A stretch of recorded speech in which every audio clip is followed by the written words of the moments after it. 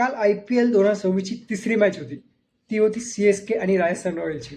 आणि जी मॅच होती कालची ती खूपच वन साइडेड झाली, लो स्कोरिंग झाली, वन साइडेड झाली.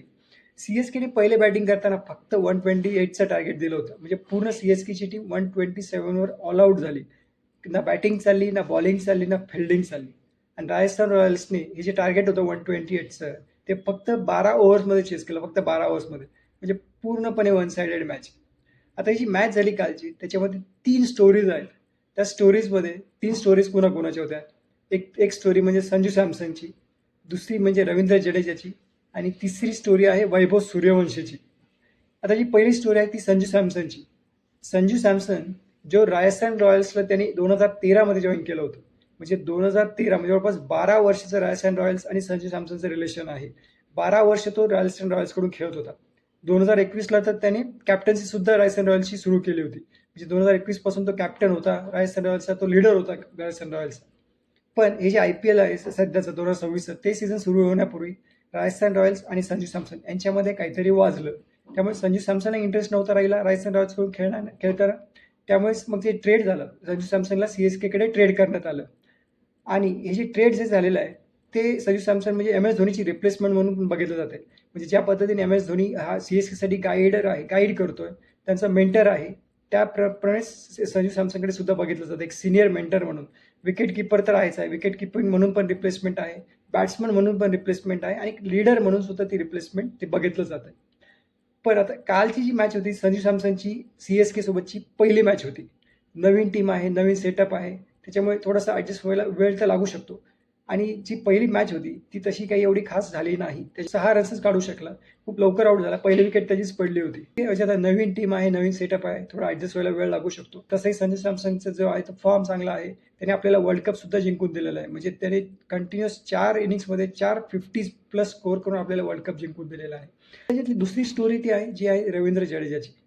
आता जसं संजू सॅमसन राजस्थान रॉयल्सकडून CSKकडे आला तसं रवींद्र जडेजा हा CSKकडून राजस्थान रॉयल्सकडे गेला. जडेजाने CSKला 2012 मध्ये जॉईन केलं होतं. म्हणजे 2012 मध्ये त्याने CSKला जॉईन केलं 2000 आणि तेव्हापासून तो CSK सोबत खेळत आहे. जवळपास 13 वर्षाचं म्हणजे 13 वर्षांचं जे रिलेशन आहे CSK सोबतचं ते 13 वर्षाचं होतं. आणि एक सीझनला तर त्याला कॅप्टन सुद्धा करण्यात आलं होतं, पण मध्येच ते काढून घेण्यात आले. परत MS धोनीकडे कॅप्टन्सी देण्यात आली होती. म्हणजे तो त्यांचा त्याचा जो कोर टीम आहे, कोर जे प्लेयर्स आहेत त्याचा तो पार्ट होता. पण हा जो सीझन सुरू आहे 2026चा सीझन सुरू होण्यापूर्वी CSK कडून त्याला RRकडे ट्रेड करण्यात आलं. म्हणजे संजू सॅमसन इकडे आला, जडेजा तिकडे गेला.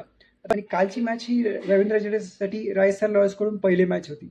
पण रवींद्र जडेजाने त्याच्यामध्ये परफॉर्म केलेला आहे.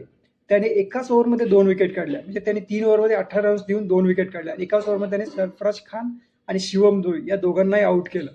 सुरुवात आहे ती सुरुवात जबरदस्त झालेली आहे. राजस्थान रॉयल्सकडून त्याची जी पहिली मॅच आहे ती पहिल्या मॅचमध्ये परफॉर्मन्स जबरदस्त झालेला आहे, सुरुवात जबरदस्त झालेली आहे.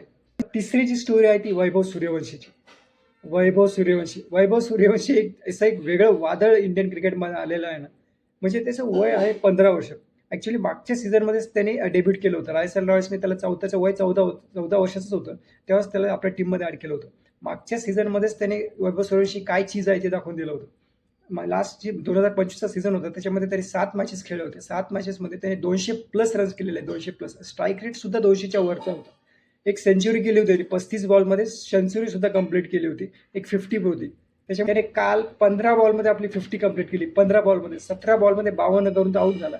आणि कालची जी मॅच होती त्याने 7 ते 8 ओव्हरमध्येच त्याने जवळपास संपवली होती, कारण ते एवढं मारलं. 15 ओव्हरमध्ये 50 कंप्लीट केली होती. आणि वैभव सूर्यवंशीची जी सध्याचा फॉर्म आहे, जी त्याची बॅटिंग आहे T20ची, ॲटलिस्ट T20ची तरी, ते बघून असं दिसतंय की लवकरच म्हणजे वय फक्त 15 वर्ष आहे, पण लवकरच तो टीम इंडियामध्ये सुद्धा येऊ शकतो असे चान्सेस दिसत आहेत.